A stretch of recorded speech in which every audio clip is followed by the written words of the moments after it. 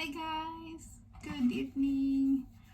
Dahil nga sa nauso yung influenza sa mga pupunta dito sa Japan, baka naman makatulong tong sasabihin ko.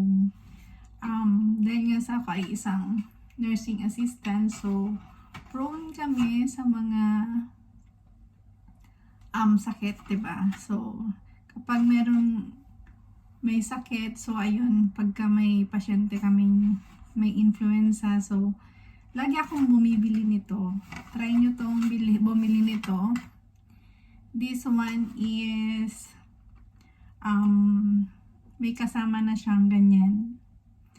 So, kasi yung influenza, di ba nalalanghap natin yung virus? So, ito is panglinis siya ng ilong.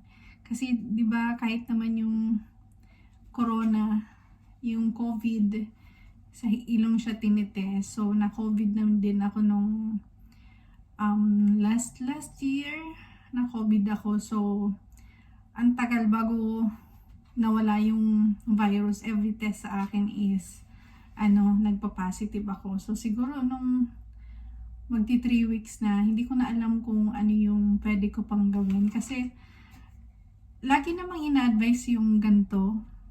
So, mag-gargle ka lagi, 'di ba? Ginawa ko na siya actually 3 times a day, 4 times a day. Then pag titest sa akin positive pa din. So bumili ako nito kasi nga yung virus is nandiyan sa ilong, 'di ba? Diyan siya tinitest. Diyan ako nagpa-positive. Tapos ang taas pa din ng count niya. So ito na lagi yung ginagamit ko. So, ganito yung laman niya. Meron nga, kakabili ko lang nito kasi lagi nga ako nagagamit nito. So, ganyan siya. Water siya na maalat. And, menthol. So, kapag galing akong duty, ganyan, pag uwi ko, so, maglilinis ako niyan, yan.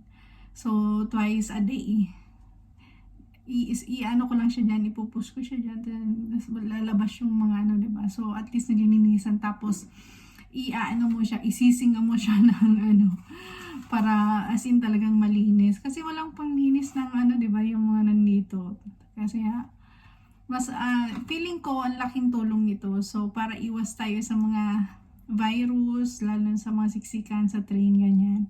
So, try nyo, baka makatulong, and para iwas na din, diba, ng mga ospital dito. Lalo na yung mga nagtutour. So, diba, yung nababalita ngayon na namatay dahil sa influenza kasi nga malamig dito. So, ewan ko ba bakit ang influenza is, sobrang, mabilis. So, lalo na yung mga walang vaccine and nagtutour, walang insurance. Alam nyo yun. Para maiwasan nyo. So, pagdating nyo dito, bumili kayo sa mga drugstore, meron ito. Ayan, hanapin nyo lang yan. So, sabayan nyo din nung ganito, na para siyang betadine, sa atin, yung gargle. So, ayan, ganito din yung itsura niya. Ihalo nyo lang sa water. Tapos, habang nag-gargle, pagka namasyal kayo, ganyan, pagbalik nyo sa mga hotel nyo, ganyan. So, maglinis kayo, 'di ba? Para iwas sakit. And syempre, of course, may mga nabibili ng mga vitamin C, lalo na yung mga nakabote. So, malaking tulong yun. So, ayun lang guys. Thank you for watching. Sana makatulong. Bye!